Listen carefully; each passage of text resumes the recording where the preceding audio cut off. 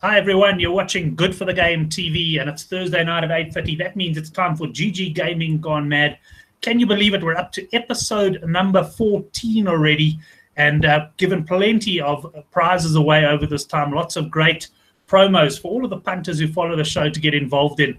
And yeah, if you can, I don't know if you can see it in the bottom of your screen, but we've got Gary Lentin's son, Sean, on the line. Not quite, eh? Very different builds.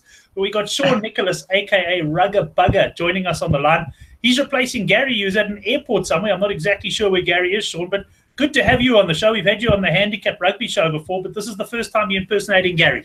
Yeah, good to be here. And I think you can see the resemblance. I mean, we doppelgangers. That's it. And just a quick shout out on last week's show to Jeremy Brock. He did a great job. And particularly with his best bet, he went Manchester City -1. It was actually very entertaining, that, because it was hanging in the balance a couple of times. It went 2-0 City, then 2-1 back to United, and then 3-1, of course, to City. And a number of people, I think we had a good few that won a 500 Rand bet, because with that and the drop goal in the France-South Africa game, they just had to email me the word cappuccino, and they won a 500 free bet. And Sean, if I'm not mistaken, you would have been one of those winners. Yeah, I was on the cappuccino. I was a bit upset when United got the penalty, but they have to get one shot on goal at least. So it made a game of it for about 5 minutes, and then City just steamrolled them. And as Brocky said, it was easy for them. It looked like a training game at the end of it for City. They weren't really troubled. But I'm just basically got the drop goal and the -1. That was power. No, that's it. I mean, there were a couple of drop goals this weekend. Of course, Bowden Barrett also dropping a goal in the New Zealand match. And just to pop onto our live comments, how's it to the guys there? We'll definitely have a little competition for you guys to win a 500 Rand voucher. We'll have a nice prediction. Oracle Rugby, who's joining us on the Handicap show, he's there. And yeah, plenty of boys coming in and looking to get involved. But the guy we got to talk about, Sean, and I wonder if he's out there tonight or if he's celebrating still, is Emil Korf, because he, of course, hit the big one last week. He correctly predicted that Ashton would score the first English try and that Mackenzie would score the first New Zealand try.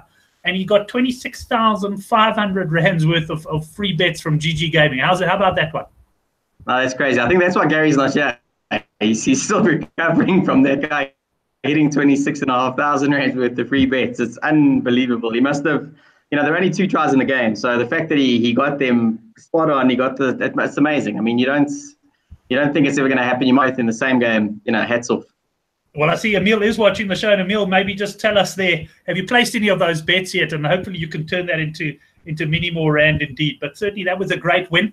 But Sean, let's get on to this week's competitions. Let me first of all tell the guys the competition for this week, and you can enter anytime over the course of the show because it's in the live chat. We're going to play for a 500 Rand voucher. South Africa, let's make it New Zealand against Ireland. Ireland against New Zealand, should I say, in Dublin. You've got to pick the winner of the game and the points margin. So, for example, New Zealand by 7 points, and the person who gets the closest to win the 500 Rand voucher, I will put up a slide at the end. If we have a playoff, if we have a tie, we'll head into a playoff there. But Sean, I know you got some views on that game as well. And looking at the betting, I see -5.5 points New Zealand, and there seems to have been some money for them. They have shortened to 8 to 10 on the GGGaming site. And just generally on the Good for the Game forum as well, sentiment leaning towards New Zealand. Are you in that camp, or do you think the Irish can push them? It's a tricky game. I looked at it before a month ago. I would have been in the Ireland, fancying them. But just the way that Argentina got under their skin, and I think if you're going to beat New Zealand, you have to be at your absolute best.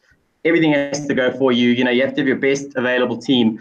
Number 9, I think that's such a massive blow for them. If you've got Murray at 9 and Sexton at 10, that for me, that's one of the best, halfback pairings in the world. Without him, they're not as dominant and as, they don't have as much going for them as they did before. So I'd be leaning on New Zealand -5.5. I think the All Blacks have Ireland in Chicago, I think 2016. They probably served to just, dominate, that they are the top team in the world going into the World Cup next year. So I think that they've circled this one as the one that they win. And but basically the same as last week, except Crotty comes in for Sonny Bill. And I think the -5.5, I'd take that. -5.5 New Zealand. And if you had to make a pick, I just see some of the early picks here. Hein Dumont, Couch Critic, New Zealand by 11, Seenbo, Ireland by 6. We're getting a lot of New Zealand's coming in now. Tato Ganato, New Zealand by 14, and Corey Buerta, New Zealand by 9. So most of the guys agreeing with you. If you had to put your neck on the line and enter this competition, how many points are going to win by Sean? 11. New Zealand 11 by 11. Points. You would go 11, which I think is exactly what Couch Critic went. So the two of you would be in a playoff if that was correct. And let me go 12 then. Let me go 12. you by 12. Yeah, lots of guys coming in for New Zealand there. So certainly going to be a good game. I won't share too much of my thoughts on that now. We're going to be talking about it on the handicap. That's live at 9 o'clock on Good for the Game TV. So we'll chat about it then. But let's move on, Sean, to the other big game of the weekend, I guess, is Scotland up against South Africa. And here, I did see the line early in the week, 5.5 points. There's definitely been money for the Scots because GGGaming have come into 3.5. You can get even money on the Scots plus 3.5. And obviously the 8 to 10 there, the minus 3.5 South Africa. Are you in agreement with that money, or do you think there's going to be more support now for South Africa? Because I must say, the guys on the Good for the Game forum are really split on this one. Yeah, I think Scotland are playing, just looking at their record, I'll just have their record at Murrayfield has been, it's been sensational. They've lost, if you take the last time they lost to Australia in November 2016, since then they played, I think, 11 games. They've lost once to New Zealand. They beat Ireland at home. They beat England at home. They beat Australia at home. They're just an amazing team at home at Murrayfield. They seem to have turned a corner. They're playing good rugby. I think also they would have circled this one as the one to get. I think they're peaking a little bit too soon. Out of all the teams, they seem to be hitting their straps now. A lot of the big sides have got a little bit of issues, but Scotland seem to be ironing it all out. They decimated Fiji in that second half. The plus 5.5, if you got on that was amazing. But plus 3.5, I still think that's good enough because I think Scotland can win the game outright. The Springboks were lucky last week. Against France, they did massive BMT for Mbonambi to take that last line out and then to get that try at the end. But France really lost it. They gave that one away, more than the Springboks winning it. And had that happened, I was actually on the Springboks, so very happy with that. But I don't think with Faf going at 9, with him not there, and then Papier playing at 9, that's question marks for me. It's such a big game away from home at Murrayfield. It's a fortress for Scotland, and yeah, I think Scotland, that's a good one of the best this weekend.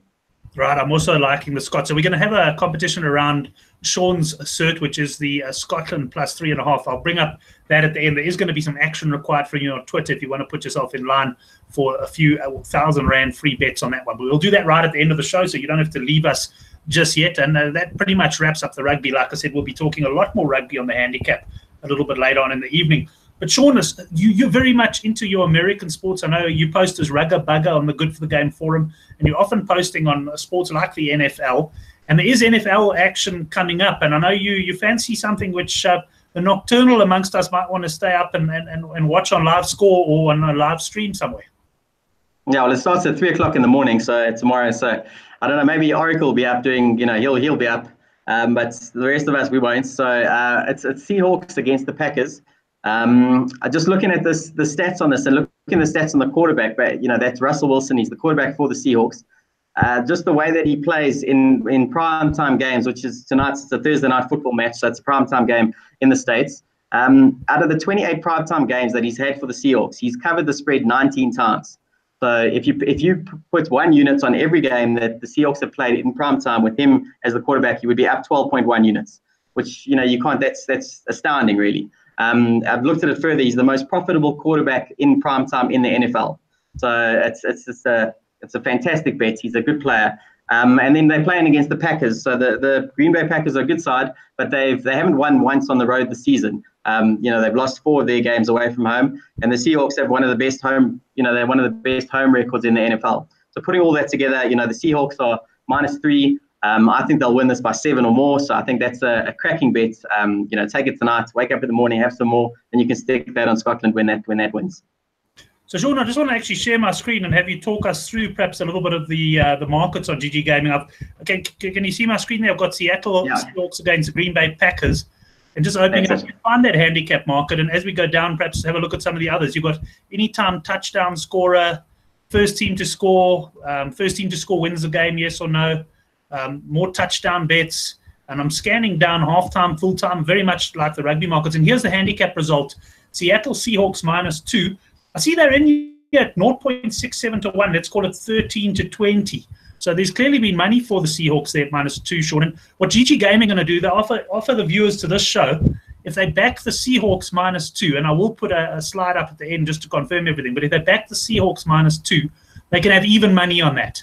And they just need to email David at gggaming.bet before 9:30 this evening, and he will change that bet for you. And if it does finish on -2 exactly, then GGGaming will refund your stake. What do you make of that one? A tempting one for the Panthers out there?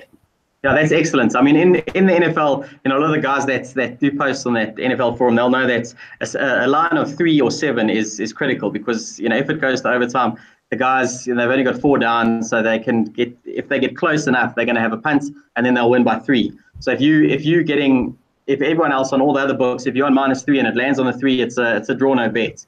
In some cases, you lose depending on the bookie, but I know if you on the -3 and it lands on that, you get your money back. It's neither here or there. But if you're on the -2, it's cracking value. To go even money on -2, I don't think, if you had to Google now in the world, I don't think it's available anywhere. So it's a cracking bet. It's a team that loses seldomly in primetime games with that quarterback. They've got a good record. They're playing a team that hasn't won a game away from home this whole season. So all the things just add up. I know it started -2.5 in the States, and it's moved to 3.5 in places. So if you can get -2 even money, it's a cracker. So it's golden. I'll say that on GGGaming. It's a golden bet. It's a golden bet. That's Ruggabugger's famous saying on the Good for the Game forum. If he says it's golden, you put your money down. And Vin Naidu, he's on the live chat. If I could picture him, he's probably nodding his head, because he's saying Sean's speaking a lot of sense. Although ZA Punter's also on there. I know he's quite active on Twitter as well. And he's saying he's actually on the Packers tonight. So I guess he's one of those who won't be helping himself to the -2. Well, then he can. Yeah, let's hope it finishes on 3 then, and then we can all be happy. That's it. And Sean, what else on the weekend? I mean, there's other rugby games. There's not a lot of soccer. Well, there's certainly no English Premier League. I doubt you're going to be getting involved in the AFCON. But anything else for the punters out there that you fancy before we run through the weekly promos? I just think on England, Japan. I was on Japan last time on them, the plus against New Zealand in Japan. But I think that they're in for a long day at the office against England this weekend. And I'd be leaning on England minus. I think that Eddie Jones. Just reading his comments in the week, he sounds angry with Japan, saying that they're gonna must be in their A game and they're gonna go for tries. So it just sounds to hear a coach say that, you think he's got a different motive to whip the team. So I think that's with the travel factor for Japan going to England, England is going to be seething after losing that to the New Zealand. So -31.5, that's a good one as well. Right, I'll quickly pop to the rugby there and just see that I'm on the Ireland New Zealand game there. But you reckon about -30.5, 30, somewhere around there, England, Japan. Let's quickly pop on to the GGGaming betting there. Yeah, -32.5. So there has been some money for the English. Sean, I found this a tough game to cap, although I actually think I capped it at 32.5 or thereabouts. Because, of course, New Zealand did hammer Japan with let's call it a B-side a few weeks ago, and that was in Japan. So you'd think if England hit their straps, they should win this convincingly. And I like what you're saying about listening to what the coach says there. Because the danger with this game is that they don't take it seriously. But what you're telling me is that, by all accounts, they're going to be. He's got he is the a saint in Japan. He's almost presidential the way he with what he did in 2015. So but I don't know if something sour happened. But just reading his comments, it sounds like he's got an agenda to absolutely smash Japan. And I just think that they at Twickenham with England are going to be so, after what happened last time against the All Blacks, they're going to be angry. And with the coach saying those things, it's going to be one-way traffic. And I think 35 plus. It could, if a New Zealand B team wins by 38, you got to say an England full side at home with the coach that coached Japan, it's got to be value at 32. Well, I do have a little bit of bad news for you there. I see Henrik Swart has joined us warming up for the handicap show, and he reckons he's on the Japanese on the handicap. He says England have made a few changes. So something to perhaps just keep in the back of your mind there, Sean. Yeah, I didn't say it was golden. I just said I liked it. Excellent. Well, let's run through the promos. I'm just going to continue sharing the screen, and let's start off on this top one. So a lot of you guys have entered this already. You just got to predict the winner. So, for example, Ireland by 5, New Zealand by 14. Plenty of competitions there. The guy who gets the closest to win a 500 Rand voucher. Obviously, the win is the most important. It's no use saying New Zealand by 15 and Ireland win by 15. So the winners will be the first to determine it, and then we'll narrow it down according to who is the closest there.